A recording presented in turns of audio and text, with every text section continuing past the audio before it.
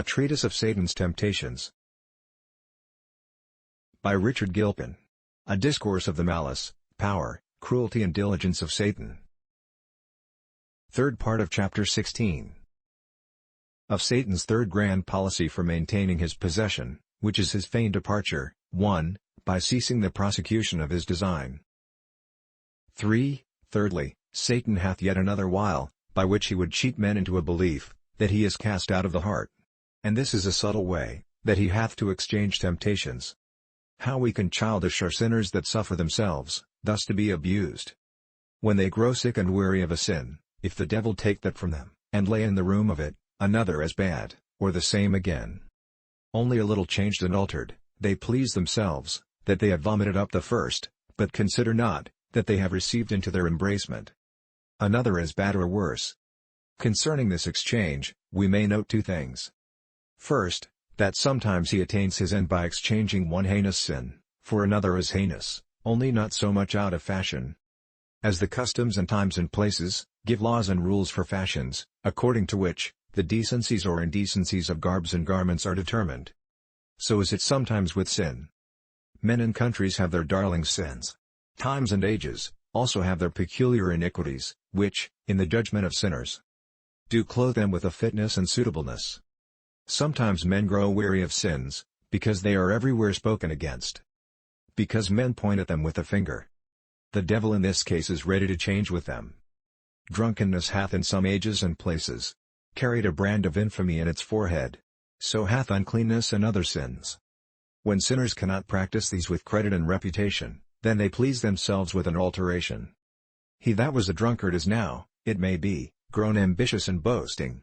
He that was covetous is become a prodigal or profuse waster. The heart is as vain and sottish as before, only their lusts are led out another way, and run in another channel. Sometimes lusts are changed also with the change of men's condition in the world.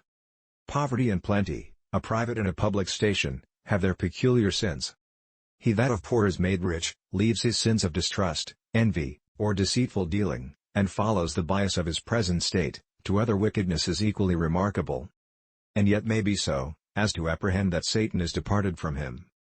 Secondly, we may observe that Satan exchangeth sins with men, in such a secret private manner, that the change is not easily discovered. And by this shift, he casts a greater mist before the eyes of men. Thus he exchangeth open profaneness, into secret sins, filthiness of the flesh into filthiness of the spirit. Men seem to reform their gross impieties, abstaining from drunkenness, swearing, adulteries. And then, it may be, they are taken up with spiritual pride. And their hearts are puffed up with high conceits of themselves, their gifts and attainments. Or they are entangled with error, and spend their time in doting about questions that engender strife rather than edifying. 1 Timothy 6:4. Or they are taken up with hypocrisies. Thus the Pharisees left their open iniquities, washing the outside of the cup and platter. Matthew 23:26. And instead of these, endeavor to varnish and paint themselves over, so that in all this change, they were but as graves that appeared not. Luke 11:44. Or they acquiesce in formality and the outwards of religion. Like that proud boaster, Lord, I thank thee I am not as other men are, etc. Luke 18:11. In all these things the devil seems cast out, and men reformed, when indeed he may continue his possession. Only he lurks and hides himself under the stuff. 1 Samuel x22. These ways of sinning are but finer poisons, which, though not so nauseous to the stomach, nor so quick in their dispatch, yet may be as surely and certainly deadly. Such fly from the iron weapon, and a bow of steel strikes them through.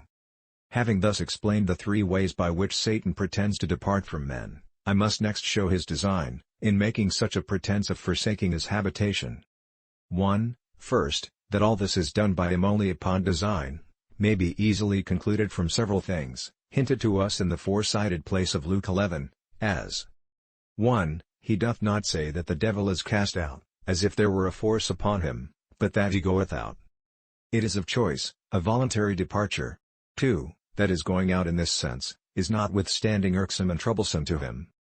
The heart of man, as one observes, is a palace in his estimation, and dispossession, though upon design, is as a desert to him, that affords him little ease or rest. 3. That his going out is not a quitting of his interest. He calls it his house still. I will return to my house, saith he. 4. He takes care in going out to lock the door, that it may not be taken up with better guests.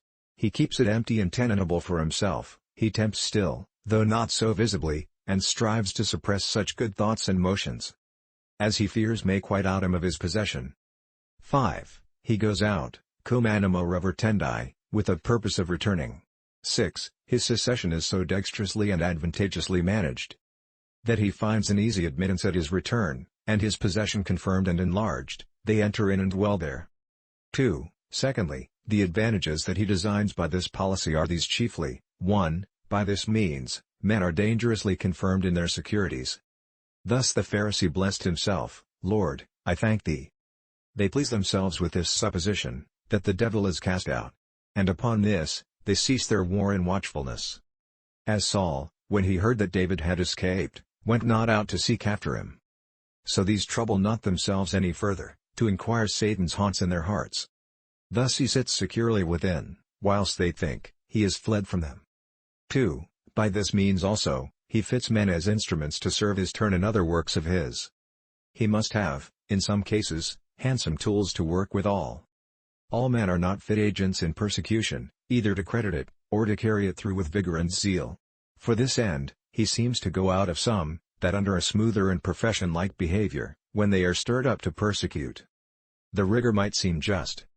Thus devout and honorable women were stirred up to persecute Paul and Barnabas, Acts 13:50. The devil had gone out so far, that they had gained the reputation of devout, and then their zeal would easily take fire for persecution, and withal put a respect and credit upon it. For who would readily suspect that to be evil or Satan's design, which is carried on by such instruments?